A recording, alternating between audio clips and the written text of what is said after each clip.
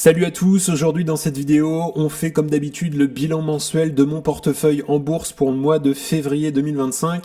Et donc dans cette vidéo aussi, on va comparer avec le mois précédent, donc janvier 2025. Dans un deuxième temps, je te présente évidemment les deux achats que j'ai pu faire ce mois-ci. Et puis reste bien jusqu'à la fin puisqu'on va évidemment comparer ma performance avec le S&P 500 qui est vraiment un indice boursier phare. D'ailleurs, tu peux en profiter pour mettre un petit like à la vidéo, ça permet de soutenir la chaîne et je te remercie grandement.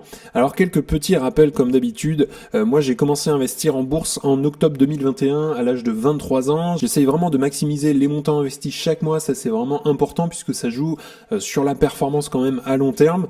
Les deux brokers utilisés sont principalement DEGIRO que j'utilise aujourd'hui beaucoup plus pour les ETF, enfin principalement pour les ETF en fait, et Interactive Brokers que j'utilise moi pour les achats d'actions.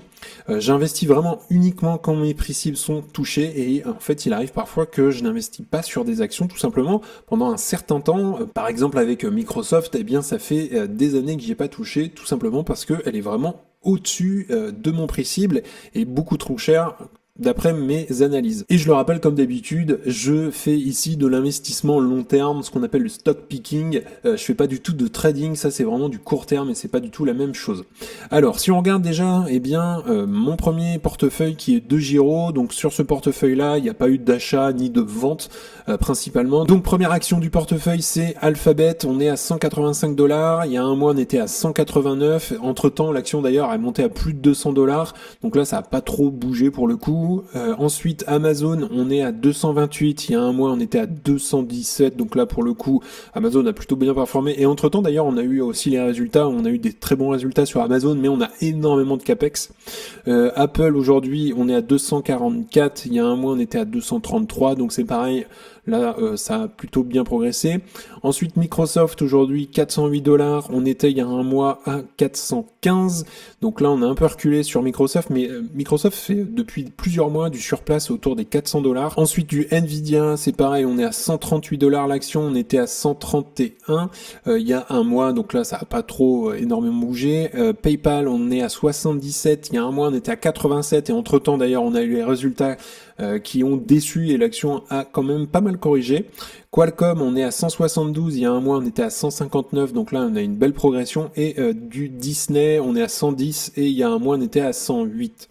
Ça c'est pour les actions, donc voilà, moi il n'y a pas eu de mouvement là-dessus, ça n'a pas énormément bougé, on a eu des résultats pourtant entre deux et on n'a pas eu non plus des gros mouvements. Le marché aujourd'hui est quand même assez haut. Et donc en bas de mon portefeuille j'ai un ETF S&P 500 de chez Vanguard et là pour le coup je n'y ai pas touché ce mois-ci, tout simplement puisque j'ai gonflé un peu plus ma trésorerie, je garde un peu plus de cash en stock. Donc le cours est à 110 et il y a un mois on était à 108 ici, donc voilà, ça n'a pas énormément bougé, on a un petit peu grimpé pour le coup. Donc ça c'est pour mon portefeuille DEGIRO, il n'y a eu aucun mouvement ce mois-ci. Donc maintenant on va regarder mon deuxième broker qui est Interactive Brokers, c'est vraiment celui que j'utilise quotidiennement, et donc Enphase qui est la première position. Donc aujourd'hui on est à 63 $ l'action, il y a un mois on était à 65 et entre temps d'ailleurs on a eu les résultats. J'ai renforcé un peu la position puisque on était à un mois à 11 actions et là on est à 13. Ensuite du Celsius on est à 22 $ l'action aujourd'hui, il y a un mois on était à 26, 27, donc on a quand même un peu plus corrigé là-dessus. J'ai renforcé aussi du Celsius puisque moi je la trouve sous-évaluée actuellement et je fais grandir ma position au fur et à mesure, je prends vraiment mon temps. Et donc voilà, on est passé de 19 à 25 actions. Ensuite Disney on en a parlé puisque j'en ai aussi sur DEGIRO, donc on est à 110 $ l'action, il y a un mois on était à 108. Ensuite ici on a du PayPal à 77 $, donc on en a parlé pareil sur DEGIRO, j'en ai. Et donc il y a un mois on était à 87, on a les résultats entre temps.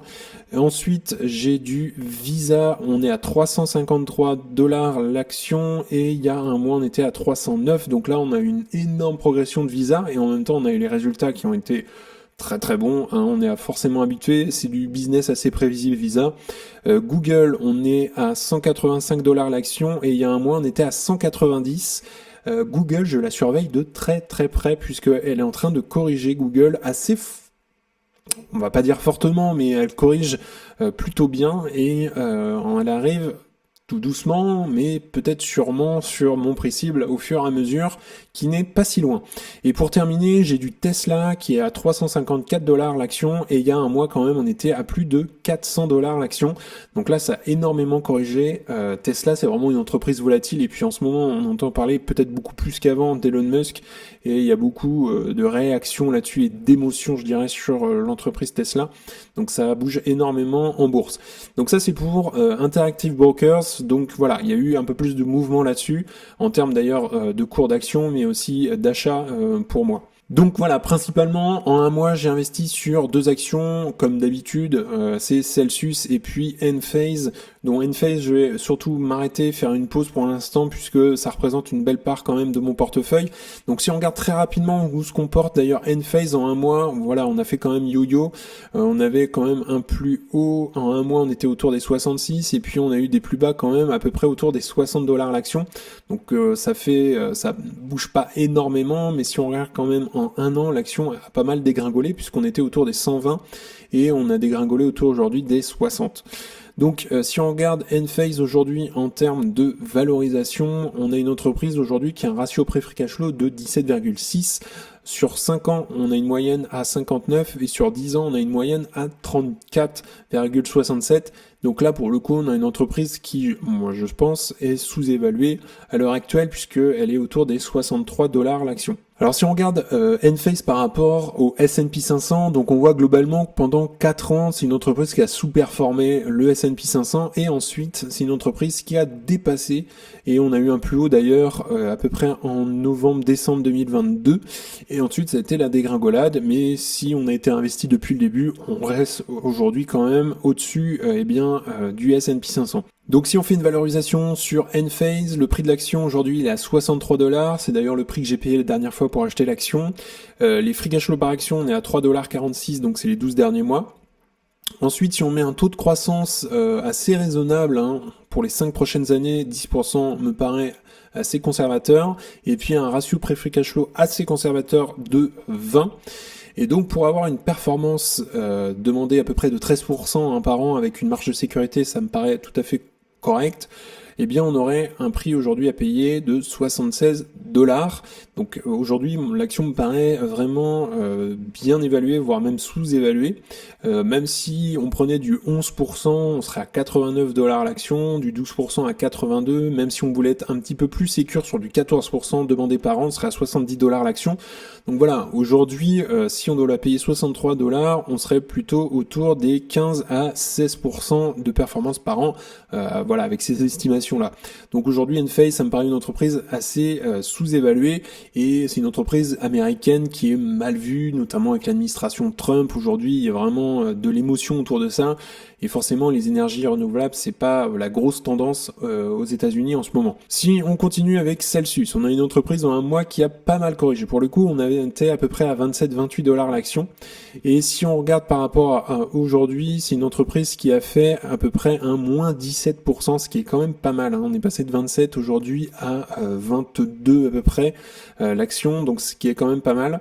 Si on regarde Celsius en termes de valorisation, c'est une entreprise qui a un ratio prix-free cash flow de 30,95, une moyenne de 5 ans à 336, mais ça veut absolument rien dire parce que c'est une entreprise qui gagnait pas d'argent, enfin du moins qui n'était pas en positif, qui n'avait pas de free cash flow positif, et en une moyenne de 10 ans à 151. Ensuite, si on fait une valorisation sur Celsius, donc aujourd'hui on a une entreprise qui cote à 22 $ l'action. Les free cash flow par action, donc les 12 derniers mois, on est à 0,71 $ par action. Un taux de croissance qui me paraît raisonnable pour les 5 à 10 prochaines années, autour des 10%. On va rester assez raisonnable comme Enphase. Et puis un ratio prix-free cash flow, pour le coup, ici de 25. Et donc, pour avoir aujourd'hui une performance à peu près de 13% par an, ce qui inclut aussi une marge de sécurité, on va chercher l'action aujourd'hui à 24 $ l'action. Si on grimpe un tout petit peu autour des 11%, on serait à 27 $ l'action, et autour des 10% à 29 $ l'action. Donc voilà, aujourd'hui c'est une entreprise qui me paraît plutôt bien évaluée, voire même sous-évaluée. Pareil pour Celsius, et c'est pourquoi je la renforce au fur et à mesure. Je prends vraiment mon temps parce que c'est une entreprise que j'ai commencé d'ailleurs à acheter à peu près en octobre, je crois, 2024, si mes souvenirs sont bons. Si on regarde également Celsius en termes de performance, c'est une entreprise qui depuis à peu près 10 ans surperforme largement le S&P 500. Donc pour le coup, voilà, c'est une entreprise qui a quand même corrigé depuis les points le plus hauts qu'on a eu à peu près en mai 2024.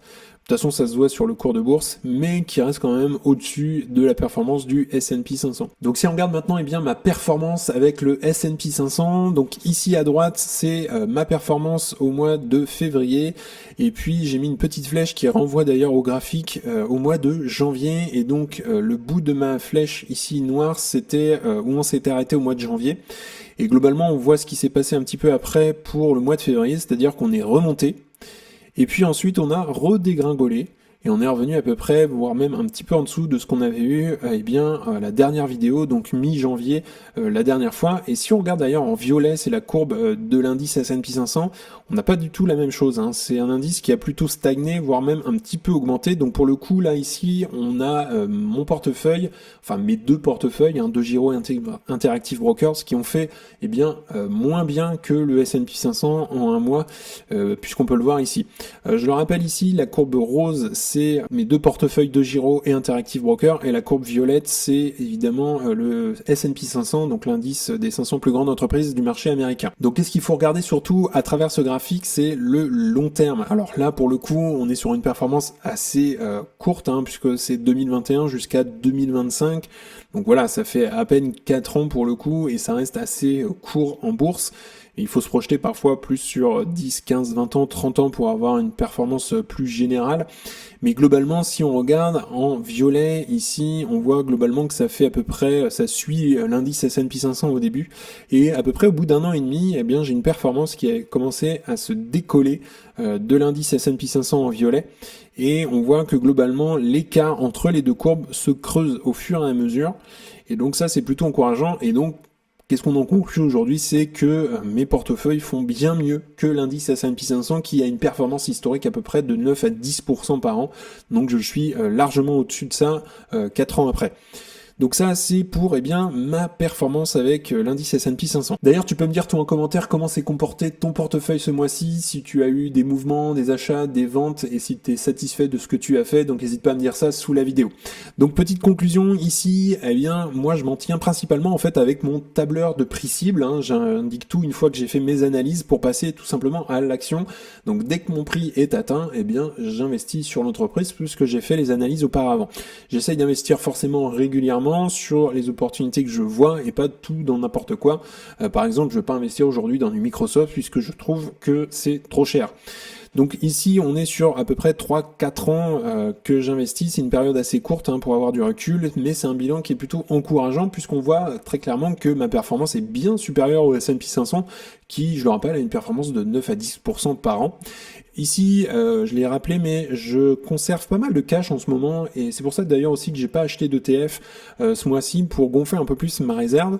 Je regarde également les nouvelles actions, forcément, je trouve que les Google, les Microsoft, Apple et Nvidia sont trop chers aujourd'hui, même si on a eu énormément d'opportunités sur ces entreprises en 2022-2023, et je cherche aujourd'hui les nouveaux Google et Microsoft de demain, donc faut creuser derrière, c'est vraiment du travail de fond. Alors je le rappelle ici, je ne donne pas de conseils en investissement, c'est hyper important que tu ailles faire tes propres recherches et tes propres analyses. Après tout, ça reste bien ton argent. Également, si tu souhaites aller plus loin et accéder à You Can Invest App, c'est le premier lien en description. Et en fait, dans ton espace membre, tu auras accès à ma watchlist avec mes objectifs de prix, les best stocks, c'est les meilleures actions à détenir dans ton portefeuille. Un discounted cash flow, c'est un logiciel pour estimer le juste prix à payer pour une action.